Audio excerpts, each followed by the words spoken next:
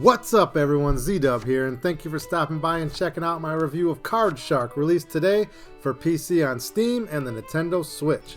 This is the newest release published by Devolver Digital, so it piqued my curiosity to give it a try. This definitely does not look like the things I normally play, but I absolutely loved Inscription, the last card game Devolver released, so I was excited to take a look at this. Now, if this is your first time stopping by for one of my reviews, let me start by saying this. All of my game reviews are done from a critically honest perspective. I feel like you shouldn't have to force yourself or convince yourself to have fun with something.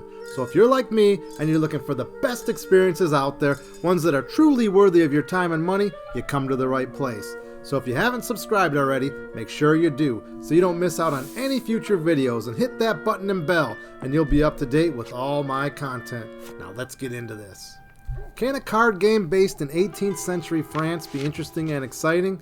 Honestly, to me, the whole premise of this sounded super boring, but this is Devolver Digital, so I figured there had to be something here worthwhile. And boy am I glad I picked this up. This is not just a typical card game. There is a ton packed into this simplistic looking title. It's much more than a card game, and it's got a decent amount of cheating mechanics and brain games, which are actually super addictive and fun. It's a completely original title, and it's got a ton of fresh ideas disguised in an old school simplistic package.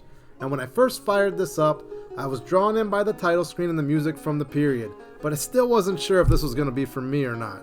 The game quickly begins as a sort of a side-scroll narrative with minor interactivity, but then I realized it's baby-stepping you into this world and these mechanics you're going to encounter as the play progresses. After the first cheating game I played, I knew I was going to like what this title had in store.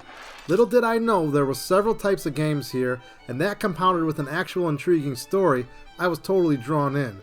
And as the game progressed and opened up, the idea that this was just a simple card game went away, and I was really enjoying all the various mechanics I was learning and attempting to master along the way.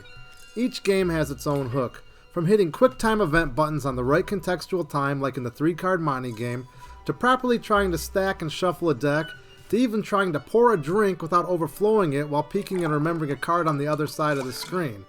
There are a lot of games and mechanics here, and some are really complex and really require you to flex your brain by memorizing cards, replacing duplicates in the deck, and so on. Everything seemed to really feel challenging and fun, and it was quite addictive. Funny thing is, as I was playing this, I did have a rush like I was actually pulling these cheats off. The intensity of the games are compounded by the bar at the bottom of the screen here, so you got a limited time to make your moves before the mark gets suspicious. So it's a balance of how much you can gamble and how far you can push it. Now, even though the card games in themselves are tense and timed, there's a chillness and relaxing vibe to Card Shark as a whole.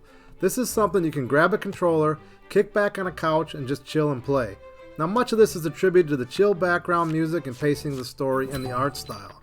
So as far as story, the narrative dialogue is given in an old school text-based way at the top of the screen, and it fits well. You also have the ability to move your character around the different areas and contextually interact with things and move the story forward.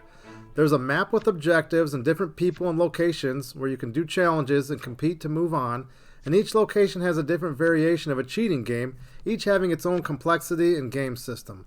What I did really like is for each area there's a training that is done as part of the story about the cheat you're going to be doing, and also if you decide to quit and come back later, you got the option to replay the training to make sure you're ready. Now, this is a super nice touch in case you put the game down for more than a day or two. Now let's touch on graphics and art style for a moment. I felt the art was really charming for what they're going for here. I really liked the hand-drawn style of everything, and I think it definitely fit the period. The footage shown here was played on 4K on a 3080, and of course there's no issues here. I would not expect that on the Switch or even low-end GPUs. However, I do think they missed one aspect with this game. There is no online or head-to-head play.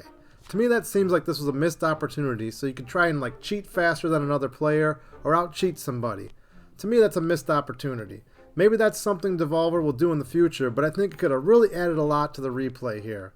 Now, speaking of replay and lasting appeal, there's multiple difficulties, so I think there's some replay here if you're trying to ratchet it up on the hardest setting, but once the campaign is completed, that may be it, unless perhaps there's the ability to play randomized versions of all the games you played during the campaign after completion. I have not completed the game yet, so I'm not sure. Now in closing, is this for you? Well, if you're looking for something to flex your brain with some great card play, and you like brain games and having to react fast, you should definitely check this out. If you're a fan of Devolver Digital, I think you already know this is great, and it's going to be different, and you should pick this up. So for my fun or not recommendation, if this at all looks or sounds interesting to you, this is a highly recommended title. The amount of variety with the cheat mechanics and gameplay here will definitely fill that fun gauge, and because the game types are so varied, this will take a bit to get bored of. I think there's a lot to like here, and I'm having a great time with it. So thanks for stopping by and watching, and if you enjoyed this and you're interested in honest reviews focusing on whether a game is purely fun or not, or whether a game will wow you, subscribe so you don't miss out on any future gaming content. Well, I gotta get back to shuffling this deck here, so I'll see you next time. This is Z-Dub out.